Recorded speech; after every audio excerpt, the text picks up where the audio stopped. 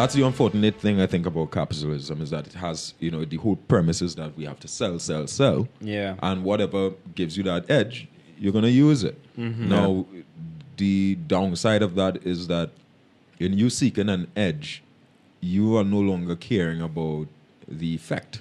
You know what I'm saying? So you could take, for example, the music scene internationally. Or I would say more in North America specifically, right? How it's just increased in shock value as the years have gone by, right? Back in the 60s and 70s, rock music was just about heavy guitars, and that was just way too much for the conservatives. Right? You know, they're chewing bubble gum and smoking reefers, right? Whereas now, that's fine. Like I wish you would. Right? Just play your electric guitar, smoke reefer, and chew bubble gum. But now you're doing so much other things because that's the whole thing. It's like what happens is from the time you up the ante, you know, and you have the edge. For me to get an edge on you now, I have to up the ante. So we go. And everybody just keeps pushing. Right. And I'm not saying that we shouldn't push the boundary. You know, that's the whole point of art half the time is really we're pushing the boundary, right? You know, you try and find new ground and, you know, discover new things and that's like the dance you're doing continuously. The dance you do. Right?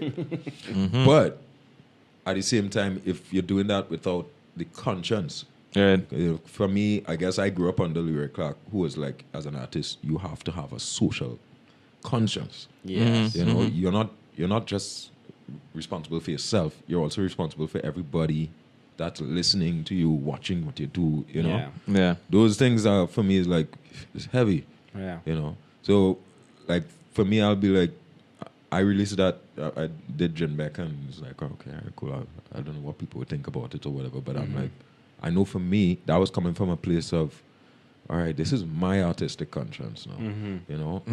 These are the things I would like to tell people. You know, I don't want to just do some abstract painting and be like, you know, yes, well, this is my soul before flight or whatever. I want to do something that people could look at, and I want to write songs that people listen to and feel like, like I've appreciated it. I mean, I know you from the music scene, Dex, right? And I have appreciated it throughout the years. Every time somebody come up to me and say, dude, that song, you know, changed my life, or that song saved my relationship, or that song, you know, those things for me is like, all right, well, cool, but I'm doing something right, you know? So with the art and the music, you could see yourself having that voice, that influence. Well, sometimes. When it's done. When it's receiving appreciation. You know? Well, you people will come up to you after and be like, that song, you know, did something to me. Like, Captain is exactly right. Best. You know, like, who is the captain of the ship? Right. Who is it? Who? It's you. It's you. Always you. It's always you. Exactly. You know? You need to take the wheel and steer it. You know, and for me, it's like you doing all of these things, and people would, you know, appreciate it. Sometimes they don't. When they don't, you know, you do feel kind of rotten. You know? Especially because of the fact that you're not doing, I guess, what is easy. Right.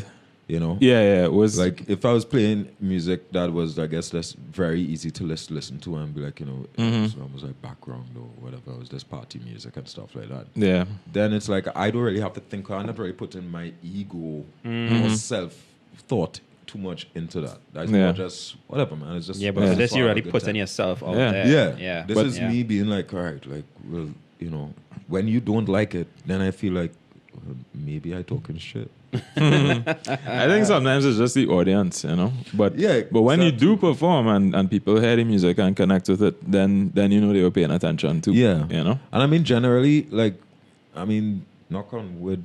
generally, I feel like generally, you know, I feel like people have always appreciated the music when they hear it.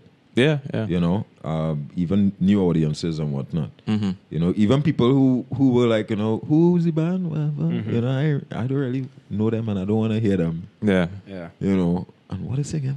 Oh God, Well, for example, hear it, then they're like, oh wow, all right, cool, it's bad, you know. And for me, that is like, all right, cool, that's good. That's a good thing. It's a good feeling to have people always tune in and react You know, because for me I'm a performer.